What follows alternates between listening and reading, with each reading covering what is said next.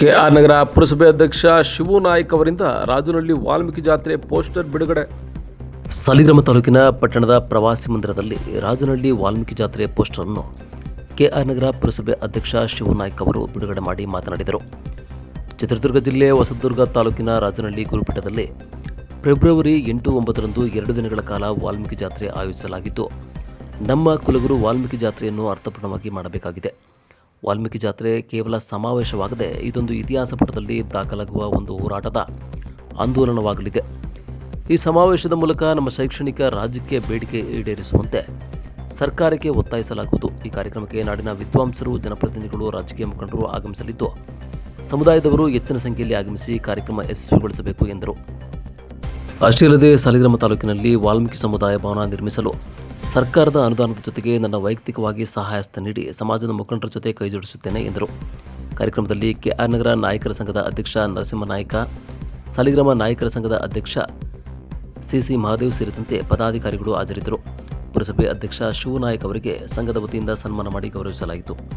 RJ news ಜೊತೆ ಬಸವರಾಜು, ಸಾಲಿಗ್ರಾಮ. ವಾಲ್ಮೀಕಿ ಜಾತ್ರಾ ಕಾರ್ಯಕ್ರಮ ಮತ್ತು ನನ್ನನ್ನು ಗೌರವವಾಗಿ ಒಂದು ಸನ್ಮಾನಿಸಲು ಕರೆದಿದ್ದೀರಿ. ನಾನು ನಿಮ್ಮೆಲ್ಲರೂ ಕೂಡ ಆಭಾರಿಯಾಗಿದ್ದೇನೆ. ನಾವು ಹೇಳಿದ್ರು ನಿವೇಶನಕ್ಕೆ ನಾವು ತುಂಬ ಆ ರಾಜಕಾರಣಿ ಬಂದರು, ಈ ರಾಜಕಾರಣಿ ಬಂದರು, ಎಲ್ಲರೂ ಕೇಳಿದ್ವಿ. ಎಲ್ಲರೂ ಆಗ ಈಗ ಅಂತೇಳಿ ತಳ್ಳಾಕಿದ್ದಾರೆ, ಇವರು ಮಾಡಿಲ್ಲ ಅಂತ ಹೇಳಿದ್ರು.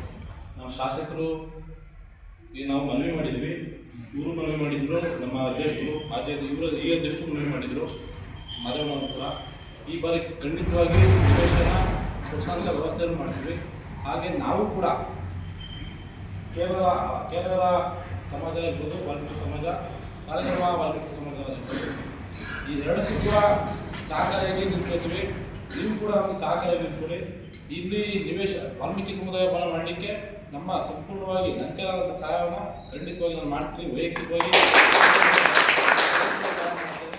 ನಮ್ಮ ಶಾಸಕರು ಈ ಹಿಂದೆ ಇದ್ದಂಥ ದೊಡ್ಡಸ್ವಾಮಿಗೌಡರು ನಮ್ಮ ಎಷ್ಟೋ ಸಮುದಾಯ ಭವನಗಳಿಗೆ ಎಲ್ಲರಿಗೂ ಕೂಡ ದುಡ್ಡು ಹಾಕ್ಸಿದ್ದಾರೆ. ಈಗ 12 ಸಮುದಾಯ ವಾಲ್ಮೀಕಿ ಸಮುದಾಯ ಭವನಗಳಿಗೆ ದುಡ್ಡು ತಂದಿದ್ದಾರೆ. ಇವೆಲ್ಲರೂ ನಾವು ನೆನೆಸ್ಕೋಬೇಕಾಗ್ತದೆ. ನಮ್ಮ ಶಾಸಕರು ಕೂಡ ಯಾವಾಗಲೂ ನಮ್ಮ ಸಮಾಜದ ಪರ ಇದ್ದಾರೆ, ನಿಂತು ಹೋರಾಟನೂ ಮಾಡಿದ್ದಾರೆ.